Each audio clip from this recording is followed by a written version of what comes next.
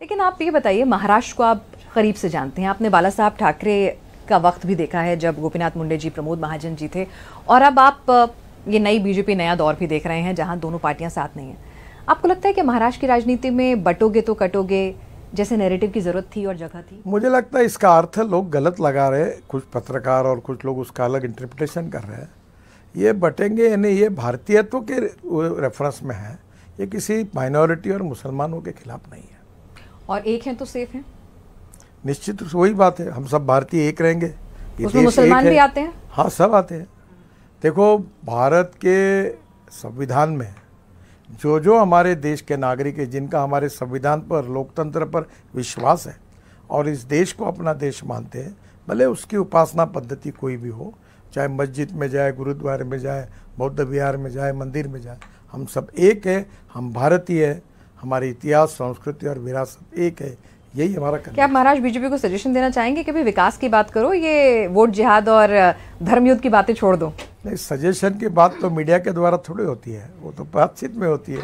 तो मतलब बातचीत हो रही है कुछ ऐसी? मेरी होती रहती है। तो आपने कहा कि भाई ये महाराष्ट्र की राजनीति में वोट जिहाद और ये धर्मयुद्ध की जगह नहीं है? वो तो नहीं कहा, पर महाराष्ट्र में जो हमारी सरकार ने 10 साल में काम किया है उसके ऊपर जोर दीजिए, बात मैंने कही। अच्छा, क्या एक और चीज, कि शरद पवार जी ने जिस तरह से उनका पार्टी तोड़ी, बीजेपी पे आरोप लगा, शिवसेना पे लगा, तो आपको लगता है कि ये फैक्टर अभी भी कहीं सिंपैथी वेव जनरेट करेगा या नहीं? हमारी महाराष्ट्र के इतिहास में सबसे ज्यादा पार्टियां किसी ने तोड़ी होगी तो पवार साहब। उन्होंने शिवसेना को तोड़ा, वो खुद कांग्रेस को तोड़कर बाहर आए, फिर अंदर गए, फिर बाहर आए। देखिए, दुर्भाग्यवश deterioration is everywhere. Conviction oriented politics कम हो गया।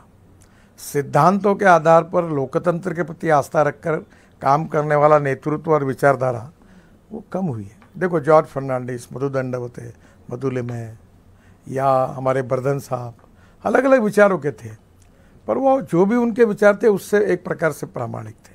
अब धीरे धीरे परिस्थिति ऐसी कन्वर्ट हो रही है कि neither rightist nor leftist we are non opportunist. मुझे टिकट दो, जो पार्टी देगी वहाँ झंडा उठाओ। तो ये डिटोरिएशन बीजेपी में भी हुआ है? देखो, ये पूरे हिंदुस्तान की राजनीति में हुआ है, ये सच्चाई है, और इसको रोकना, इसको बदलना और मूल्याधिष्ठित राजनीति को प्रस्तापित करना, इसके लिए हमें प्रयत्न करने की आवश्यकता है।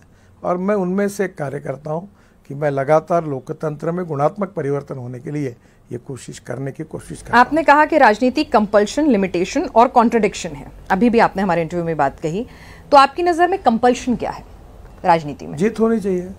और लिमिटेशन क्या है? मैं सांसद हूँ, मंत्री हूँ, इसलिए आप मेरा इंटरव्यू लेने के लिए आई।